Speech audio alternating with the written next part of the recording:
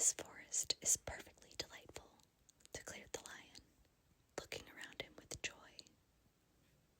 "Never have I seen a more beautiful place." "It seems gloomy," said the Scarecrow. "Not a bit of it," answered the lion. "I should like to live here all my life. See how soft the dried leaves are under your feet, and how rich and green the moss is that clings to these old trees. Surely no wild beast could wish a pleasanter home." "Perhaps there are wild beasts in the forest now," said Dorothy.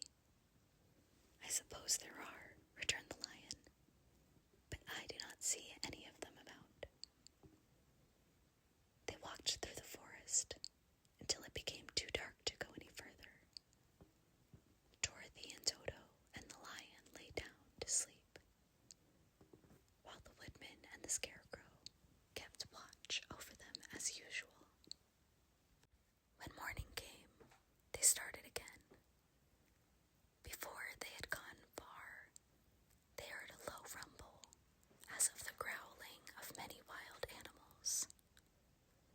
Toto whimpered a little, but none of the others was frightened, and they kept along the well-trodden path until they came to an opening in the wood, in which were gathered hundreds of beasts of every variety. There were tigers and elephants and bears and wolves and foxes and all the others in the natural history. And for a moment, Dorothy was afraid. But the lion explained that the animals were holding a meeting, and he judged by their snarling and growling that they were in great trouble. As he spoke, several of the beasts caught sight of him, and at once the great assemblage hushed as if by magic. The biggest of the tigers came up to the lion and bowed, saying, "Welcome, O King of Beasts. You have come in good time to fight our enemy and bring peace to all the animals of the forest once more." "What is your trouble?" asked the lion quietly. "We are all threatened," answered the tiger, "by a fierce enemy which has lately come into the forest. It is a most tremendous monster, like a great spider, with a body as big as an elephant and legs as long as a tree trunk. It has 8 of these long legs, and as the monster crawls through the forest, he seizes an animal with the leg and drags it into his mouth, where he eats it as a spider does a fly. Not one of us is safe while this fierce creature is alive, and we had called a meeting to decide how to take care of ourselves when you came among us." The lion thought for a moment. "Are there any other lions in this forest?" he asked.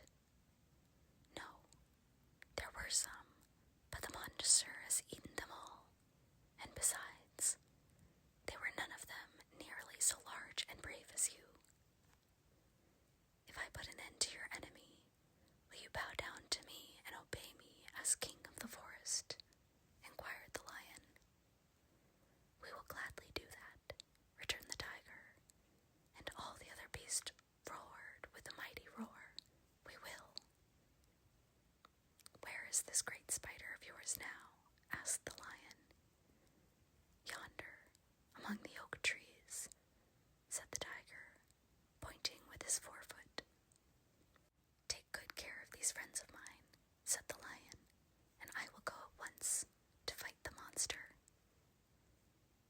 He bade his comrades goodbye and marched proudly away to do battle with the enemy. The great spider was lying asleep when the lion found him, and it looked so ugly that its foe turned up his nose in disgust. Its legs were quite as long as the tiger had said, and its body covered with coarse black hair. It had a great